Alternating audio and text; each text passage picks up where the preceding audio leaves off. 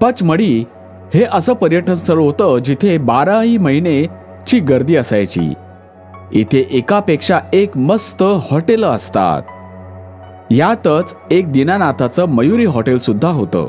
हॉटेलच्या समोर सुलतानचा एक छोटासा ढाबा असतो. तिथे सुलतान कबाब पाव विकून आपलं घर चालवत असतो. दीनानाथ काहीही करून या ढाब्याला आपल्या हॉटेल समोरून हटवू इच्छितो असतो, पण तो ढाबा हटवण्यात यशस्वी होत नाही. तितक्यातच सुलतानचा एक अपघातामध्ये मृत्यू होतो. सुलतानच्या मृत्यूनंतर त्यांचं कुटुंब दुःखी आणि अस्वस्थ होऊन जातं. तुम्ही आम्हाला अर्ध्यावरच सोडून गेलात. आता हे घर मी कसं चालवणार? मुलाचं पालन पोषण कोण करेल? बाबा तर कबाब पाव विकून घर चालवत होते. आता मी दुकानावर बसत जाईन. नाही बाळा, तुला हे सगळं करायची गरज नाहीये. मी अजून जिवंत आहे. मी ढाबा चालवेन. उद्यापासून मी कबाब पाव विकेन. सुलतानचा ढाबा 3 दिवसांनी पुन्हा सुरू होतो. ढाब्यात पुन्हा कबाब पाव तयार होऊन विक्री सुरू होते. ग्राहकांमध्ये एक गुंड असतो जो दीनानाथाने पाठवलेला असतो. तो गुंड ढाब्यावर तोडफोड करायला लागतो. हिना त्या गुंडांना थांबवायचा प्रयत्न करते. अरे, हे तुम्ही काय करताय? कोण आहात? कोण तुम्ही? माझा ढाबा का तोडत आहात? तू तुझा ढाबा इथून हलव. हा हॉटेल समोर चांगला दिसत नाही. दीनानाथाचे गुंड ढाब्यावर तोडफोड करायला लागतो. अचानक घाबरलेल्या हिनामध्ये ताकद येते. मग ती त्या 2 गुंडांशी 2 हात करते. त्या दोघांना मारून पळून लावते. शेठ दीनानाथ जो त्याच्या गाडीतून लपून बसलेला असतो हे पाहून अस्वस्थ होतो. दीनानाथाच्या गुंडांची अक्कल ताळ्यावर आणून हिना तिच्या घरी जाते. आई, तू तर आज कमालच केलीस. गुंडांची काय मस्त धुलाई केलीस. मजा आली. मला तर असं वाटत होतं जसं काही फिल्मची हिरोईन विलनलाच मारते. हो बाळा, मला सुद्धा कळत नाहीये की त्यावेळी माझ्यात इतकी ताकद आली तरी कुठून. आज बाबा असते तर अजून मजा आली असती. मलाही असंच वाटलं की जणू काही तुझे बाबा त्यावेळी माझ्या बरोबरच होते. तेव्हाच सुलतानचा आत्मा तिथे प्रकट होतो. तो फक्त हिनालाच दिसतो, पण मुलाला नाही. सुलतानचा आत्मा हिनाला म्हणतो की तू बरोबर ओळखलंस हिना. त्यावेळी मी तुझ्या बरोबरच होतो. तुम्ही इथे? हो, मी सुलतानचा आत्मा आहे.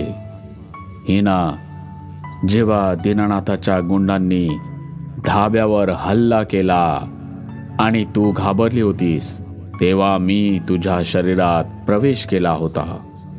याचा अर्थ माझ्यात जी ताकद होती ते तुम्ही होतात? हो, आजपासून मी नेहमी तुझ्या बरोबरच राहीन. पण तुमचा तर अपघात झाला होता. माझा अपघात आणि मृत्यूचं ही एक रहस्य आहे. ते सगळं मी योग्य वेळ आली की सांगेन. तू स्वतःची काळजी घे आणि मुलाचीही. सुलतानचा आत्मा अदृश्य होतो.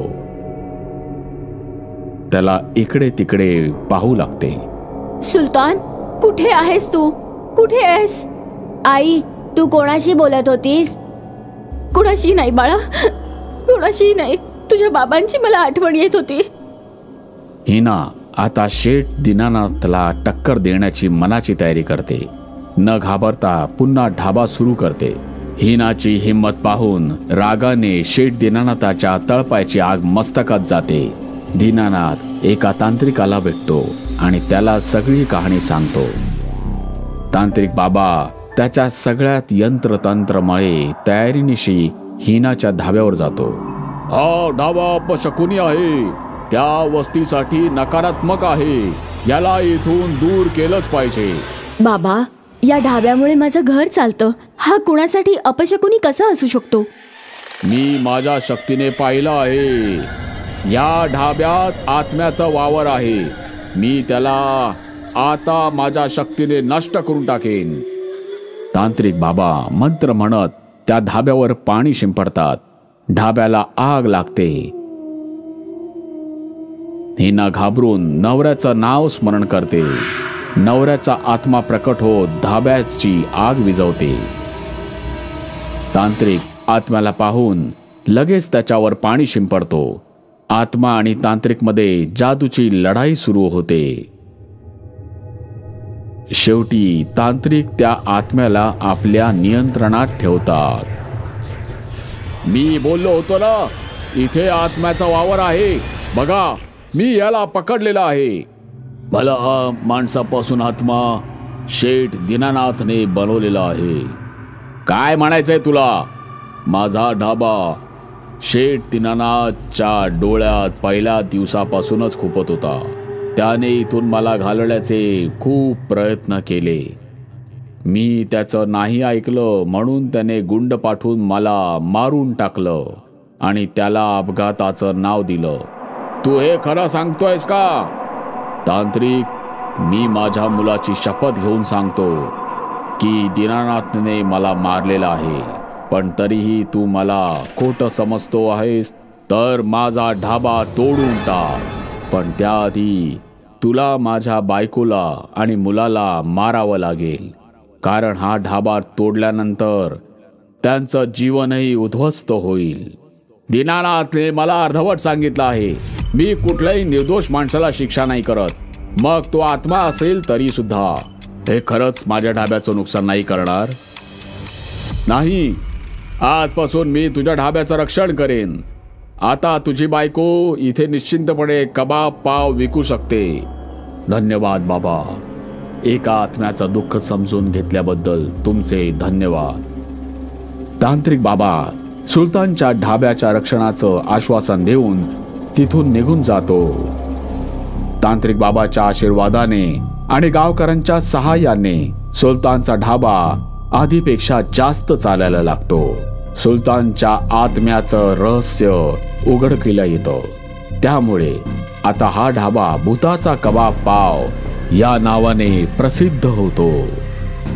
दूर दूरवरून लोक भूताचे कबाब पाव खाण्यासाठी येऊ लागतात. भूताचे कबाब पाव आता पंचमढीची ओळख म्हणून राहतात. पंचमढी हे असं पर्यटन स्थळ होतं जिथे 12ही महिने ची गर्दी असायची. इथे एकापेक्षा एक मस्त हॉटेल असतात. यातच एक दीनानाथाचं मयुरी हॉटेल सुद्धा होतं. हॉटेलच्या समोर सुलतानचा एक छोटासा ढाबा असतो. तिथे सुलतान कबाब पाव विकून आपलं घर चालवत असतो. दीनानाथ काहीही करून या ढाब्याला आपल्या हॉटेल समोरून हटवू इच्छितो असतो, पण तो ढाबा हटवण्यात यशस्वी होत नाही. तितक्यातच सुलतानचा एक अपघातामध्ये मृत्यू होतो. सुलतानच्या